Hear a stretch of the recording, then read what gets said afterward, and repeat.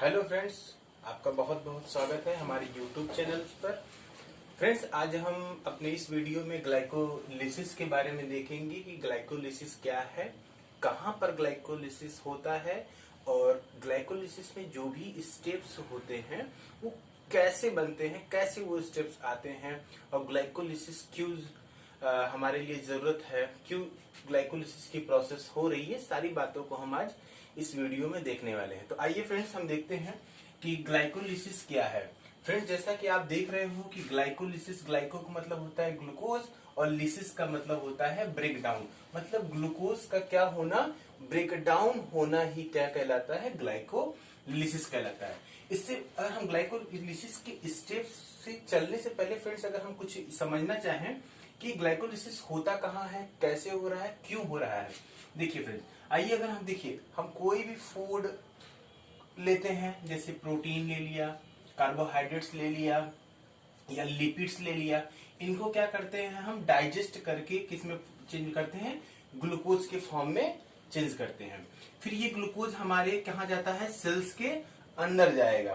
कहाँ पर जाएगा फ्रेंड्स, बाय ब्लड, ब्लड के माध्यम से या ब्लड की हेल्प से ये कहां पर जाएगा, ये सेल के अंदर आ जाएगा ग्लूकोज। अब ये क्या होगा फ्रेंड्स, ये ग्लूकोज अब स्टेप बाय स्टेप क्या करेगा, ब्रेक करेगा और क्या जनरेट करेगा, एटीपी जनरेट करेगा। अब ये एटीपी जनरेट करेगा तो ये एटीपी का यूज क्या होगा फ्रेंड, इस एटीपी का हमारा सेल्स क्या करेगा, एनर्जी के रूप में इसको यूज करेगा। एटीपी, अब एटीपी के ही फॉर्म में, क्योंकि फ्रेंड्स हमारा जो सेल होता है, जो उसको एनर्जी चाहिए होती है वो एटीपी के ही फॉर्म में चाहिए होती है। तो ये इसीलिए हमारा ग्लाइकोलिसिस का प्रोसेस चल रहा है। एक फ्रेंड्स में बात नोट करने वाली है कि ग्लाइकोलिसिस की प्रोसेस देखिए, हमने यहाँ पे साइटोप्लाज्म में दिखाया है। कहाँ पे, साइटोप्लाज्म में दिखाया है। तो फ्रेंड्स ये आप याद रखिएगा कि ग्लाइकोलिसिस की प्रोसेस कहाँ होती है, ग्लाइकोलिसिस का ब्रेकडाउन कहाँ होता है, ग्लूकोज का ब्रेकडाउन कहाँ होता है, ये साइटोप्लाज्म में होता है। तो साइटोप्लाज्म मतलब इससे एक बात ये निकल के आ रही है, ये यूकैरियोटिक और साथ ही प्रोकैरियोटिक्स दोनों तरह के लिविंग ऑर्गेनिज्म में पाया जाता है। साथ ही इसमें कोई भी हमें ऑक्सीजन की जरूरत नहीं होगी। अभी हम देखेंगे जैसा कि स्टेप में कहीं भी ऑक्सीजन, मतलब ये यूकैरियोटिक और प्रोकैरियोटिक्स में दोनों में पाया जा रहा है। कहां पर, साइटोप्लाज्म में। ये याद करने की बात है। आइए हम देखते हैं, अपने टॉपिक पर चलते हैं कि ग्लाइकोलिसिस कैसे, कौन कौन से स्टेप होते हैं, कैसे ये चलेगा। ठीक है फ्रेंड, देखिए ग्लाइकोलिसिस का फ्रेंड्स याद रखने का सबसे हम आपको एकदम कंसेप्चुअल बेस पर बताएंगे कि कैसे उसके स्टेप्स, कैसे कैसे सारे स्टेप्स उसके आ रहे हैं। देखिए फ्रेंड्स, हमने क्या लिया, ग्लूकोज का एक मॉलिक्यूल हम लेकर चलते हैं। कितना फ्रेंड्स, ग्लूकोज का एक मॉलिक्यूल क्या किया, हमने ले लिया। इस ग्लूकोज को क्या किया हमने, इसको ब्रेक किया। किसमें टूटेगा, ग्लूकोज 6 फास्फेट में। किसमें टूटा फ्रेंड्स, ग्लूकोज को लिया एक मॉलिक्यूल को, ग्लूकोज 6 फास्फेट में टूटेगा। अच्छा फ्रेंड्स, इसको स्टेप समझने से पहले एक चीज और आप समझ लीजिए, हम ग्लूकोज को यहां से लेंगे, ग्लूकोज को हम एक ग्लूकोज को ब्रेक करा के क्या बनाना चाहते हैं, पायरुविक एसिड, दो मॉलिक्यूल्स पायरुविक एसिड के बनाना चाहते हैं। मतलब ग्लूकोज का यहाँ पे 6 कार्बन होगा, इसमें ये 3 कार्बन का होता है, 3 और 2 3 दूनी 6, मतलब 6 कार्बन का पायरुविक एसिड। हम एक ग्लूकोज के मॉलिक्यूल्स को लेकर के क्या बनाएंगे, पायरुविक एसिड बनाएंगे। तो पायरुविक एसिड कैसे बनेगा, हम आइए देखते हैं। हमने क्या किया फ्रेंड्स, यहाँ पर देखिए, समझने की कोशिश कीजिएगा। एक ग्लूकोज की मॉलिक्यूल्स लिया, ग्लूकोज 6 फास्फेट लिया, ये तो आपको बुक में भी मिल जाएगा। सब सोचेंगे कि इसमें नया क्या है, तो देखिए फ्रेंड्स कैसे ग्लूकोज 6 फास्फेट आया, हम इसको समझते हैं। आप जान रहे हैं ग्लूकोज 6 का ये स्ट्रक्चर है ग्लूकोज का, 1 2 3 4 5 एंड यहाँ पे हो जाएगा OHCH2। मतलब 6वां नंबर का कार्बन कहाँ आएगा, यहाँ पर आ जाएगा। देखिए फ्रेंड्स, हमने क्या किया, ग्लूकोज से ग्लूकोज 6 फास्फेट में इसको लिया और इसमें क्या दिया, एक एटीपी दिया और क्या बना, एडीपी प्लस इनऑर्गेनिक फास्फेट बना।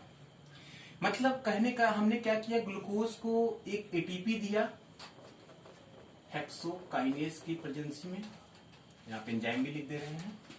एक ग्लूकोज को एक एटीपी दिया, क्या बना, एक एडीपी प्लस इनऑर्गेनिक फास्फेट। अब ये इनऑर्गेनिक, ओके फ्रेंड्स, तो हम देख रहे हैं ग्लूकोज 6 फास्फेट में हमने क्या किया, ग्लूकोज को लिया, ग्लूकोज को ब्रेक करके ग्लूकोज 6 फास्फेट में कन्वर्ट हुआ, एक एटीपी दिया, एक एटीपी बना प्लस इनऑर्गेनिक फास्फेट। फ्रेंड्स, अब आपके दिमाग में एक बात और चल रही होगी कि ये एटीपी अपने फ्रेंड्स, एटीपी हम ग्लाइकोलिसिस से लेकर आ रहे हैं, ग्लूकोज का ब्रेकडाउन इसलिए लेकर आ रहे हैं कि ग्लाइकोलिसिस का ब्रेकडाउन इसलिए कर आ रहे हैं क्योंकि हमें एटीपी चाहिए। और आप क्या सोच रहे होंगे सर, आप फ्रेंड्स आप सोच रहे होंगे ग्लूकोज अब एटीपी बनाने के लिए कर रहे हैं तो क्यों लगा रहे हैं। देखिए फ्रेंड्स, कोई भी चीज होता है हम उसको क्या करते हैं, कभी कभी हम कुछ ज्यादा चीजें पाने के लिए हमें क्या करना है, कुछ इन्वेस्टमेंट करना पड़ता है। जैसे हम अपना बिजनेस स्टार्ट किया तो कुछ एटीपी हम कुछ उसमें पैसे लगाने पड़ते हैं, वैसे यहाँ पर है हमें कुछ एटीपी हमको लगाना पड़ेगा स्टार्टिंग में। तो हमने ग्लूकोज को ब्रेक लिए, एटीपी दिया, ये इनऑर्गेनिक फास्फेट देखिए फ्रेंड्स गया कहाँ, ग्लूकोज 6 फास्फेट, ग्लूकोज तो वही है प्लस 6 फास्फेट जुड़ा है, तो ये फास्फेट ग्रुप, ये फास्फेट आपको दिख रहा है, प्लस 6 कहाँ दिख रहा है, देखिए ये यहाँ पे होगा 1 2 3 4 5 एंड 6 कार्बन पे। अब ये जो फास्फेट ग्रुप है वो आकर के कहा, इस छठे कार्बन के पास आकर के क्या हो गया, इस छठे कार्बन पे आके जुड़ गया यहां पर, इसलिए क्या हो गया, ग्लूकोज 6 फास्फेट। ठीक है फ्रेंड्स, अब इसको हम क्या करते हैं, आइसोमेराइज करते हैं, क्योंकि अब यहाँ पे कोई फास्फेट जुड़ नहीं सकता, इसलिए हमने क्या किया, इसको आइसोमरेज एंजाइम्स की प्रेजेंस में,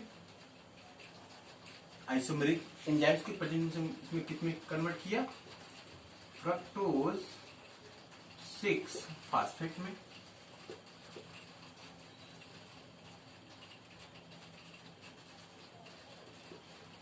फ्रक्टोज 6 फास्फेट में कन्वर्ट कर दिया। अब इसको क्या किया फ्रेंड्स, हमने फ्रक्टोज 6 फास्फेट को फिर हमने क्या किया, इसको कन्वर्ट कराया, इसको फास्फेट है, हमने इसका क्या किया, फ्रक्टोकाइनेज की प्रेजेंस में इसको ब्रेक किया, तो किस में ब्रेक होगा, फ्रक्टोज 1,6 फास्फेट। देखिए फ्रेंड्स, अगर आप इसका स्ट्रक्चर समझना चाहते हैं, देखिए फ्रक्टोज का स्ट्रक्चर किस तरह से आप देखेंगे, इस तरह से 1 2 3 4, एक कार्बन यहां हो जाएगा, सॉरी, 1 2 3 4 5 एंड यहाँ पे कार्बन हो जाएगा 6। तो अभी तक तो ये कार्बन हमने यहाँ का कार्बन यहाँ पर फास्फेट ग्रुप आ गया, इसलिए फ्रक्टोज का स्ट्रक्चर हुआ फ्रक्टोज 6 फास्फेट। हमने फिर इसको आइसोमराइज कराया तो फिर किसमें चेंज हुआ, फ्रक्टोज 1,6, मतलब एक कार्बन पे, फर्स्ट कार्बन पे भी आया फास्फेट ग्रुप, छठवें नंबर पे कार्बन पे भी फास्फेट ग्रुप आया, तो क्या हो गया, फ्रक्टोज 1,6, सॉरी 20 बाई फास्फेट हो जाएगा ये, fructose 1,6 by phosphate. Okay friends, देखिए अब हमें फ्रक्टोज 1,6 20 फास्फेट हो गया। अब इसको हम क्या कराएंगे, इसको हम क्या किए, हमने ब्रेक किया, यू समझ लीजिए, एक हैमर लीजिए और इस पर ब्रेक मारिए और ये किस में टूट जाएगा, दो पार्ट में टूट जाएगा, और क्या बन जाएगा, एक तो क्या बनाएगा, di hydroxy acetone phosphate.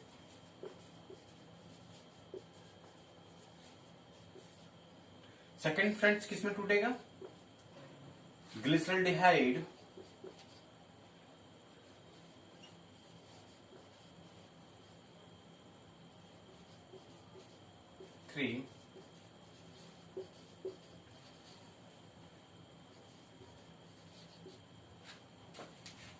Glyceraldehyde 3 phosphate. देखिए फ्रेंड्स, यहाँ पर एक एटीपी यहाँ और भी लगेगा, एक एटीपी और एटीपी एडीपी में चेंज हो जाएगा, वही दूसरा फास्फेट ग्रुप इस 6 फर्स्ट कार्बन पर आया है। ठीक है, यहाँ किस एंजाइम्स की प्रेजेंस, फास्फोफ्रक्टोकाइनेज। ओके फ्रेंड्स, यहां तक आपको समझ में आ गया होगा। हमने फ्रक्टोज को क्या किया, एल्डोलेज एंजाइम्स के प्रेजेंस में इसको ब्रेक किया और ये 3 कार्बन इसको DHAP डाईहाइड्रोक्सी एसीटोन फास्फेट। तो फ्रेंड देखिए 3 कार्बन का ये भी है, 3 कार्बन का ये भी है। ऊपर तक तभी 6 कार्बन का चला आ रहा था और नीचे आने के बाद क्या हो गया, ये 3 कार्बन में ब्रेक हो गया। साथ ही फ्रेंड्स ये याद रखिए, ये दोनों क्या है, एक दूसरे के आइसोमर है। क्या है, आइसोमर है। आइसोमर कहने का मतलब ये दोनों एक ही स्ट्रक्चर है, इंटर कन्वर्टेबल है। ग्लिसरॉल्डिहाइड 3 फास्फेट कन्वर्ट होकर के डाईहाइड्रोक्सी एसीटोन फास्फेट में कन्वर्ट हो जाएगा और डाईहाइड्रोक्सी एसीटोन ग्लिसरॉल्डिहाइड 3 फास्फेट में कन्वर्ट हो जाएगा। उसके बाद देखिए, तो फ्रेंड्स हम इसी को लेकर चलते हैं कि एक ही को हम लेकर चलते हैं तो वही मान सकते हैं कि ये भी साथ में ही चल रहा है। तो देखिए फ्रेंड, ग्लिसरॉल्डिहाइड 3 फास्फेट को हम क्या करेंगे, अब इसको अब हम ब्रेक डाउन करेंगे। तो इसको अब अगर हम देखिए, अब ग्लिसरॉल्डिहाइड है मतलब एल्डिहाइड है, अब इसको हम कन्वर्ट करेंगे। जो कन्वर्ट होगा तो किसमें होगा, एसिड के फॉर्म में होगा। इसका ऑक्सीडाइज इसको हम करेंगे। देखिए फ्रेंड, आपको ये पता ही होगा कि अगर कोई हाइड्रोकार्बन्स हैं, इसको ऑक्सीडाइज करो तो क्या बनाता है, एल्कोहल बनाता है। एल्कोहल को ऑक्सीडाइज करो तो क्या बनाता है, एल्डिहाइड या कीटोन बनाता है। और कीटोन को एल्डिहाइड या इसको ऑक्सीडाइज करो तो क्या बनाएगा, एसिड बनाएगा। ये तो हमें पता ही है। अब इसको हम ऑक्सीडाइज कराएंगे तो क्या बना लेगा फ्रेंड्स, ये क्या बनाएगा, ग्लिसरॉल्डिहाइड फास्फोएस्टिक एसिड, ग्लिसरोफास्फोएस्टिक एसिड बना लेगा। 1,3-फास्फोग्लिसरिक एसिड। देखिए हमने बोला ना, एल्डिहाइड ग्रुप एसिड में चेंज हो गया तो 3-फास्फोग्लिसरिक एसिड में ये चेंज हो गया। साथ ही फ्रेंड्स आपको ये चीज और यहाँ पे रखना है कि यहाँ पर हमने क्या कराया है, डिहाइड्रोजिनेशन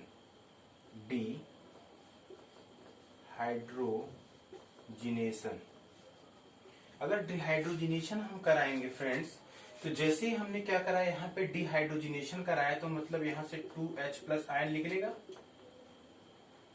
अब 2H+ आयन जैसे ही निकलेगा, यहाँ पर प्रेजेंट होता है रिड्यूस कोएंजाइम। रिड्यूस को NAD के फॉर्म में, NAD+ के फॉर्म में क्या होता है, प्रेजेंस होता है। जैसे ही 2H+ आयन निकला तो ये कन्वर्ट होकर किस में बदल गया, NADH+H+। ये आपको बुक में देखने को मिल जाएगा NADH2, लेकिन फ्रेंड्स ज्यादा बेटर यही होता है, NADH2 नहीं लिखा जाता है। अगर बुक में दिया है तो कोई बात नहीं, ठीक है, NADH+H+ लिख देंगे। साथ ही अब फ्रेंड्स देखिए, अब यहां से हमें NADH रिड्यूस को एंजाइम्स के फॉर्म में एनर्जी मिल गई। साथ ही फ्रेंड्स अब इसमें हम डालेंगे एक इनऑर्गेनिक फास्फेट भी हम इसमें डालेंगे। ओके फ्रेंड्स, देखिए जैसे ही इनऑर्गेनिक फास्फेट अब हम इसको करेंगे तो अभी किस में ब्रेक हो जाएगा, 3-फास्फोग्लिसरिक एसिड में। एक फास्फेट ग्रुप निकल के जाएगा तो 3-फास्फोग्लिसरिक एसिड। ठीक है, यहाँ पे करो। देखिए फास्फोफ्रक्टोकाइनेज हो, फास्फोफ्रक्टोकाइनेज की प्रेजेंसी में क्या होगा, ये एंजाइम में 1,3-फास्फोग्लिसरिक एसिड किस में कन्वर्ट हुआ, फास्फोग्लिसरिक एसिड में हुआ। अब देखिए फ्रेंड्स, यहां से एक क्या निकला, ADP से ये ATP में कन्वर्ट हुआ। कितने मॉलिक्यूल्स के, 2 मॉलिक्यूल्स। 2 मॉलिक्यूल्स ATP के ADP में चेंज, ATP में कन्वर्ट हो गए। ओके फ्रेंड्स, आइए इसके आगे हम इधर देखते हैं। इसको रफ कर दे रहे हैं।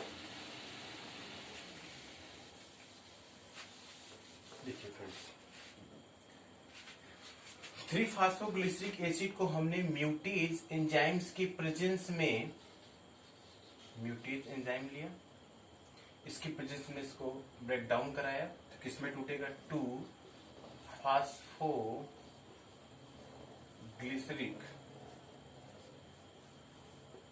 एसिड। ओके फ्रेंड्स, किसमें चेंज हुआ? 2-फॉस्फोग्लिसरिक एसिड में चेंज हुआ।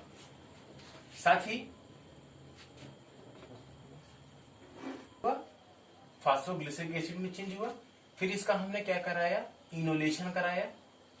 इनोलेशन मतलब इनोलेज के एंजाइम में प्रेजेंस में क्या कराया? इसको ब्रेक डाउन कराया। तो फ्रेंड्स किसमें टूटा? फास्फो इनॉल पायरुवेट के, फास्फोइनॉल पायरुवेट में किसमें कन्वर्ट हो गया? फास्फोइनॉल पायरुवेट में। साथ ही फ्रेंड्स यहां से इसका इनोलेशन कराएंगे तो H2O का मॉलिक्यूल्स भी निकलेगा। फिर उसके बाद देखिएगा फ्रेंड्स, फिर फास्फोइनॉल पायरुवेट को ऑक्सीडाइज कराया तो ये लिख लिया पायरुविक एसिड। पायरुविक एसिड में क्या हुआ? कन्वर्ट हो गया। कितने मॉलिक्यूल्स? 2 मॉलिक्यूल्स के। सभी 2 मॉलिक्यूल्स हैं फ्रेंड्स, सभी क्या है? सब 2 मॉलिक्यूल्स हैं। जितने भी यहाँ से ग्लिसरॉल्डिहाइड से आ रहे हैं सब, ये भी 2 मॉलिक्यूल्स, ये भी 2 मॉलिक्यूल्स, तो सभी 2 मॉलिक्यूल्स तक चले आ रहे। तो हमारा फाइनली देखिए फ्रेंड्स, यहाँ तक पायरुवेट निकला। साथ ही यहाँ पे आपको 2 मॉलिक्यूल्स एडीपी से ATP plus inorganic phosphate ATP मिला। कितने मॉलिक्यूल्स? 2 मॉलिक्यूल्स। तो फाइनली हमारा फ्रेंड्स कहा क्या बन गया? फास्फोइनॉल पायरुवेट के बाद उसको ऑक्सीडाइज किया तो क्या बन गया? पायरुविक एसिड बन गया। देखिए फ्रेंड्स, एक बार हम फिर से इसको समझते हैं। फिर ये पायरुविक एसिड क्या होगा? क्रेब्स साइकिल में चला जाएगा। फिर उसके बाद अगर एरोबिक रिस्पायरेशन हो रहा है तो ये कहां चला जाएगा? क्रेब्स साइकिल में, क्रेब्स साइकिल में चला जाएगा। अगर एनारोबिक रिस्पायरेशन हो रहा है तो फर्मेंटेशन होगा, फर्मेंटेशन हो जाएगा इसका, एनारोबिक और एरोबिक। तो आगे का हम इसका क्रेब्स साइकिल नेक्स्ट पार्ट में देखेंगे, क्रेब्स साइकिल कैसे।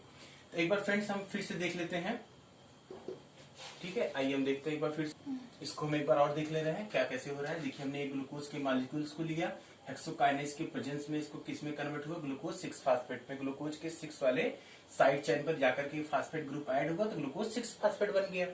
फिर जैसे ही ग्लूकोज 6 फास्फेट को हमने आइसोमेराइज किया, क्योंकि अब ग्लूकोज पे तो कोई साइड चेन है नहीं, तो अब उसको हमें फास्फेट ग्रुप जोड़ने के लिए आइसोमेराइज करेंगे तो फ्रक्टोज में चेंज हो जाएगा, तो फ्रक्टोज 6 फास्फेट हुआ। फिर फ्रक्टोज 6 फास्फेट को हमने क्या किया? फिर इसको फास्फोफ्रक्टोकाइनेज की प्रेजेंस में क्या किया? एक एटीपी दिया, तो ये किसमें चेंज हुआ? Plus inorganic phosphate. एक एटीपी दिया तो किसमें? फ्रक्टोज 1,6 बिसफास्फेट में चेंज हो गया। फिर हमने इसको क्या, ये यहां तक देखिए फ्रेंड्स, सब 6 कार्बन के हैं, सब 6 कार्बन के हैं, यहाँ पे सब 6 कार्बन के हैं। फिर हमने फास्फोफ्रक्टो बिसफास्फेट को क्या किया? ब्रेक किया एल्डोलेज एंजाइम्स के प्रेजेंस में। जैसे ही हमने एल्डोलेज एंजाइम्स के प्रेजेंस में ब्रेक किया तो डाइहाइड्रोक्सी एस्टोन फास्फेट और ग्लिसरॉल्डिहाइड 3 फास्फेट में कन्वर्ट हो गया। अब क्या है, ये 2 मॉलिक्यूल्स में कन्वर्ट हुआ तो ये दोनों क्या है? इंटरकन्वर्टेबल है, एक दूसरे में चेंज हो सकते हैं। साथ ही क्या है? एक दूसरे के क्या है? आइसोमर्स है। ग्लिसरॉल्डिहाइड 3 फास्फेट को हमने लिया, अब इसको क्या किया? इसका हमने डिहाइड्रोजिनेज डिहाइड्रेशन करवाया डिहाइड्रोजिनेज एंजाइम्स के प्रेजेंस में। तो किस में चेंज हुआ? ग्लिसरॉल्डिहाइड, देखिए ग्लिसरॉल्डिहाइड है, हमने एस्टिक एसिड में ग्लिसरॉल्डिहाइड फास्फोएस्टिक एसिड में चेंज हुआ है 1,3 फास्फोग्लिसरिक एसिड में। क्यों हुआ अभी हमने बताया। फिर हमने इसको डिहाइड्रेट कराया तो इसमें 2 H प्लस आयन निकले। वो दो H प्लस आयन क्या किया इन्होंने? यहाँ पे 2, यहाँ पे NADH के रिड्यूस को एंजाइम है NADH प्लस, तो ये NADH क्या किया? 2 हाइड्रोजन को ले लिया 2H प्लस को एंजाइम्स, ठीक है। साथ ही अब ये किसमें कन्वर्ट? 1,3 फास्फोग्लिसरिक एसिड में कन्वर्ट हो गया। फिर उसका कन्वर्टेबल होगा फास्फोफ्रक्टोकाइनेज के प्रेजेंस में हमने क्या किया? 3 फास्फोग्लिसरिक एसिड में चेंज हो गया। सभी 2 मॉलिक्यूल्स हैं। साथ ही हमें यहाँ पे 2 मॉलिक्यूल्स एटीपी का भी मिल रहा है। उसके बाद म्यूटेज एंजाइम्स की प्रेजेंस हमने क्या कराया, फिर ऑक्सीडेज का हुआ तो किस में चेंज हो गया, फास्फोग्लिसरिक एसिड में चेंज हुआ। फास्फोग्लिसरिक एसिड को फिर हमने इसका इनोलेशन कराया, इनोलेज एंजाइम्स के प्रेजेंस में क्या निकला, H2O निकला। ये H2O निकला, फिर ये किस में कन्वर्ट हुआ, फास्फोइनाल पायरुविक एसिड, जिसको हम PEP पेप के नाम से भी जानते हैं। यहां पर ये फास्फोइनाल पायरुवेट किस में चेंज हुआ, 2 पायरुविक एसिड में चेंज हो गया। 2 पायरुवेट 2 मॉलिक्यूल्स का है। अब ये कन्वर्ट हुआ और क्या निकल गया, 2 ATP मॉलिक्यूल्स को बना लिया। अब क्या होगा ये फ्रेंड्स, अब पायरुविक एसिड एस्टिल को एंजाइम्स में कन्वर्ट होकर के फिर कहां पर चला जाएगा, क्रेब्स साइकिल में जाएगा। और फिर क्रेब्स साइकिल से क्या होगा, आपका आगे उसका साइकिल चलेगा। उसके बाद एरोबिक में अगर जा रहा है तो क्रेब्स साइकिल, एनारोबिक में जा रहा है तो फर्मेंटेशन जा रहा है। तो फ्रेंड्स एक चीज और देख लीजिए आप, हमने इससे हमें कितना गेन, एटीपी का गेन हुआ। तो देखिए फ्रेंड्स, हमने कहा दो एटीपी मॉलिक्यूल्स यहाँ पे और 2 एटीपी मॉलिक्यूल्स यहाँ पे, मतलब 4 एटीपी हुआ। ठीक है, साथ ही हमने रिड्यूस कोएंजाइम्स भी बनाए हैं, जिसमें से कितना, 2 एक रिड्यूस कोएंजाइम्स मतलब कितना हुआ, 3 × 3 एटीपी, 3 × 2 मतलब 6 एटीपी यहां बना, 2 मॉलिक्यूल्स इसके भी है। तो कितने हो गए फ्रेंड्स, कुल 6 और 10 एटीपी हो गए, मतलब हमारा कुल 10 एटीपी। साथ ही 2 एटीपी हमारा लॉस हुआ, 1 एटीपी यहाँ पर, 1 एटीपी यहाँ पर, 2 एटीपी लॉस हुआ है 2 एटीपी का, तो मतलब 8 एटीपी। तो हमारे पास फ्रेंड्स कितने एटीपी बन रहे हैं, हमारे एक ग्लूकोज के मॉलिक्यूल्स को ब्रेक करने पर पायरुविक एसिड तक कितने एटीपी का फॉर्मेशन हो रहा है, 8 एटीपी। हमने 2 एटीपी लगाए थे, जिसमें से हमें 8 एटीपी का केवल नेट गेन हो रहा है। तो कि फ्रेंड्स आपको ये ग्लाइकोलिसिस का मुझे लग रहा है जहां तक आपको समझ में आ गया होगा। इसके आगे का फ्रेंड्स जो क्रेब्स साइकिल हम नेक्स्ट वीडियो में आपको बताएंगे, कैसे क्रेब्स साइकिल वहां पे भी चलना है। तो आपको फ्रेंड्स उम्मीद है कि ये कंसेप्ट पूरा क्या हुआ होगा, कंसेप्ट पूरी तरह से समझ में आया होगा। Okay friends, thank you.